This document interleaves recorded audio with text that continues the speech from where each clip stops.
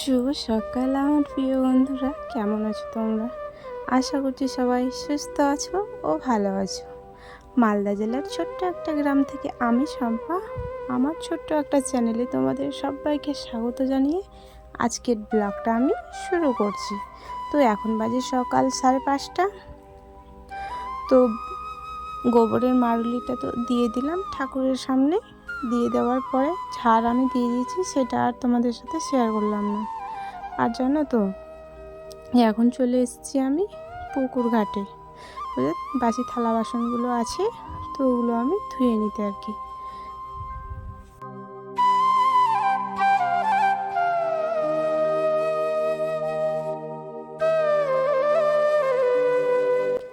তো এইদিকে তো দেখো যে তোমার হয়ে গেছে থালা বাসন ধোয়া।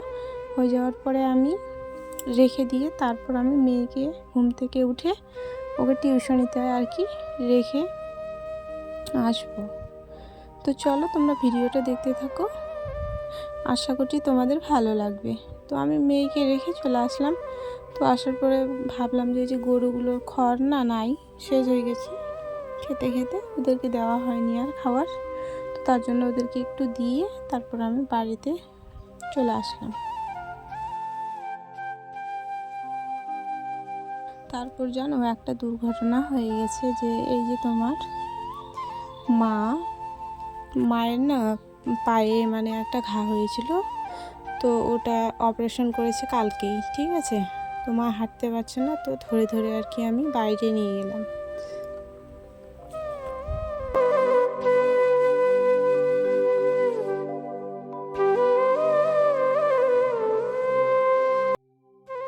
তো আমার উপর এখন একটু কাজের চাপটা একটু বেশি পড়ে গেছে জানো। আর এদিকে তোমার দাদা ভাই আবার কাজ করতে যাবে। তো তাড়াতাড়ি করে ভাবলাম যে আলু ভাজি একটা করে নিই, পান্তা ভাত দিয়ে খেয়ে আর কি চলে যাবে। তো তার জন্য তাড়াতাড়ি করে আমি আলু ভাজি করার জন্য আলুগুলো কেটে নিচ্ছি।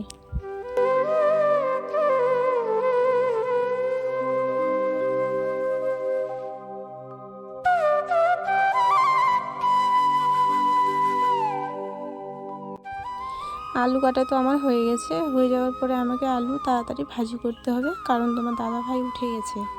উঠে যাওয়ার পরে ও বাথরুমে গেছে, এসে আর কি খাওয়া দাওয়া করে চলে যাবে। 7টার মধ্যে আর কি চলে যায়। তো জানো তো, আমার এখনও অনেক কাজ বাকি আছে। কেবল তো মাকে শুধু বিছানা থেকে তুলে নিয়ে আসলাম বাইরে, আর তারপর তোমার মেয়েকে রেখে আসলাম। আসার পরে এখন খাইয়ে দাইয়ে আর কি পাঠিয়ে দেবো তোমার দাদা ভাইকেও। তারপরে তোমার আছে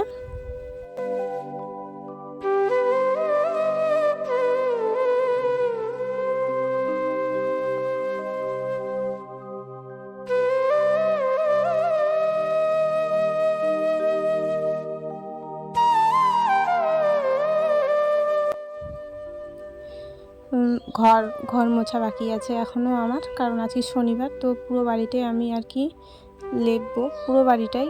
আর এমনিতেই তো বৈশাখ মাস কি না এত বাতাস করছে, তো নোংরা হয়ে গেছে বাড়িটা। তো এদিকে আলু ভাজিটা আমার হয়ে গেল। হয়ে যাওয়ার পরে কি করব জানো, একটা ডিম আছে, তো ওই ডিমটা আর কি তোমার দাদাকে ভেজে দেবো, নাহলে আবার খেতে চাইবে না।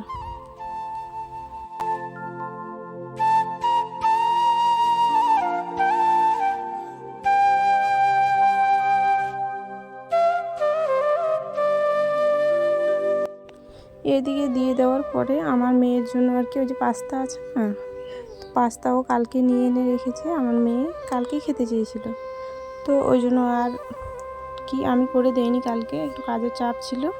আর এদিকে তোমার দাদা ভাইকে খেতে দিয়ে দিচ্ছে, আর এদিকে তোমার পাস্তাটাও হয়ে গেল। তো আমি ঢেলে রেখে দিলাম, ওটাও আমি রান্না করে রেখে দেব। মেয়ে টিউশনি থেকে এসে আর কি খাওয়া দাওয়া করবে।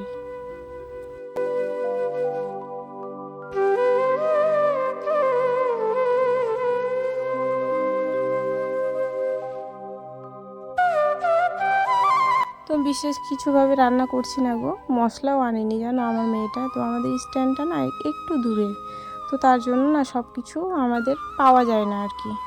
আর এদিকে তোমার দাদা ভাইকে পাঠিয়ে দিয়ে রান্নাঘর থেকে এসে আমি এই যে দেখো পুরো বাড়িটা লেপা আর কি শুরু করে দিয়েছি। তো সব দিকে লেপানো হয়ে গেছে, শুধু এই যে তোমার উঠোনটা আর কি বাকি আছে।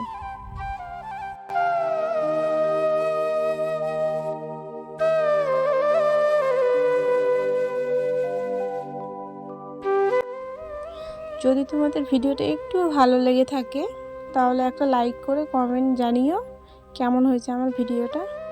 তোমরা না বললে তো আমি বুঝতেই পারবো না যে কেমন হয়েছে। তো তোমরা একটু বলো প্লিজ কেমন হয়েছে ভিডিওটা, আর আমার পাশে একটু থেকো। সবাইকে বলছি আর পুরো ভিডিওটা দেখার আমার অনুরোধ রইল, কারণ আমি ইউটিউবে একদম নতুন গো, আমি কিছুই জানি না জানো।